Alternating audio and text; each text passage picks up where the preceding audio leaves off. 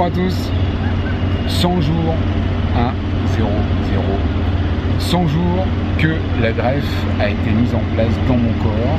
Le fameux chimérisme qui est donc l'examen qui va permettre de savoir si la greffe a bien pris ou non, en tout cas le pourcentage de la greffe. Et bien là il est à 98%, pour les médecins c'est du 100%, donc je suis donc à 100% de prise de la greffe, alors ça c'est super. Alors pour fêter ça, je suis venu sur les bords de Seine. Vous remarquez derrière la jolie cathédrale Notre-Dame, elle est splendide, comme Paris, qui est une ville magnifique. Et justement, j'avais envie de faire un petit bilan de ces fameux 100 jours pour terminer un petit peu cette parenthèse sur l'allogreffe. Alors pour ma part en tout cas, j'ai eu un dernier hôpital de jour, vérification intensive avec des prises de sang importantes dans lesquelles il y avait des chaînes légères qui donnent là aussi des informations concernant cette fois-ci le myélome. Et justement, bonne nouvelle également puisque ces chaînes légères ont descendu légèrement, elles étaient à 184 la dernière fois, elles sont à 140 aujourd'hui. Donc là aussi c'est une très bonne nouvelle. Bien sûr, mais ça ne veut pas dire que les consultations ne vont pas continuer. Au contraire, apparemment le rythme qu'on va prendre c'est tous les 15 jours maintenant avec le médecin d'affaires, et là ce sera une consultation un petit peu plus classique, un peu plus traditionnelle qui va permettre de reprendre un rythme, je dirais, un peu plus normal de la vie de tous les jours. Pour clôturer ces 100 jours, il y a une batterie de tests à faire, comme par exemple les EFR. Les EFR, c'est pour voir la capacité de respiration de vos poumons. Il y a plein d'autres subtilités que je ne pourrais vous dire. Il y a également un test à faire chez l'ophtalmo pour vérifier vos yeux. C'est aussi là qu'on voit s'il y a un rejet ou pas.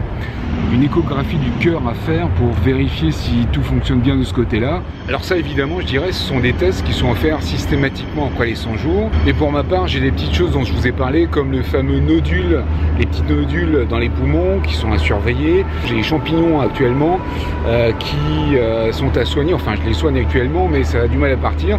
Et ça démange un petit peu à tout moment de la journée, c'est sympa, ça fait des petites plaques rouges un peu partout, c'est mignon, je vous les montre pas. Voilà. Je pensais être tranquille en fait en bord de Seine, mais il y a des bateaux qui passent tout le temps et il y a des bruits, il y a des travaux, enfin c'est Paris quoi, c'est Paris.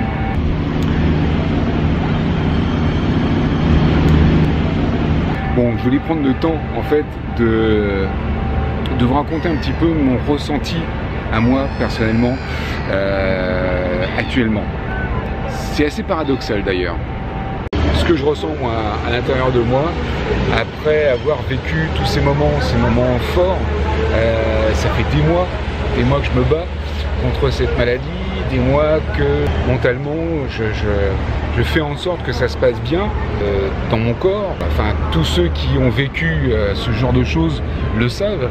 On est obligé de se battre sans cesse dans son fort intérieur pour que ça avance, pour qu'on réussisse à passer ces épreuves et qu'on y arrive, qu'on survive et qu'on puisse être là au bord de la Seine en train de profiter de la vue. J'ai des résultats qui sont bons, je devrais être super content, je le suis bien sûr, mais mon mental n'a pas la forme. Je me sens pas bien, j'ai pas la joie de vivre comme j'avais avant, je me sens fatigué, je me sens grincheux, je suis désagréable avec mon entourage, j'ai pas de motivation pour faire quoi que ce soit, même pour faire la cuisine, des gâteaux, tout ça, j'ai la flemme. J'en parle évidemment avec mon psy, il se trouve que c'est tout à fait normal, c'est un après-coup, si vous voulez, après tout ce qui s'est passé, où on s'est donné à fond, eh bien on a la pression qui lâche un petit peu et on fait une petite dépression, une petite déprime.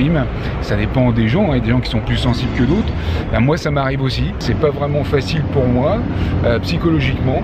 Alors je culpabilise parce que je me dis écoute, tant tout va bien. De toute façon c'est plus fort que soi, il y a des moments où on peut rien faire, on est comme ça, on n'est pas bien, on n'a pas la forme.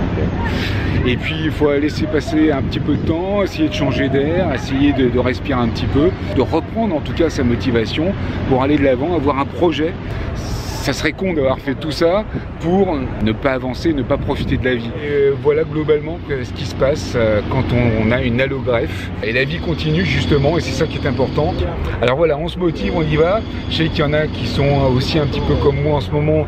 Il faut faire quelque chose, il faut se motiver, avoir des buts. Et ces buts-là, ils sont hyper importants et il ne faut pas les lâcher. Allez, je vous embrasse. Merci encore une fois d'être là et profitez de la vie. Profitons de la vie. Salut à tous.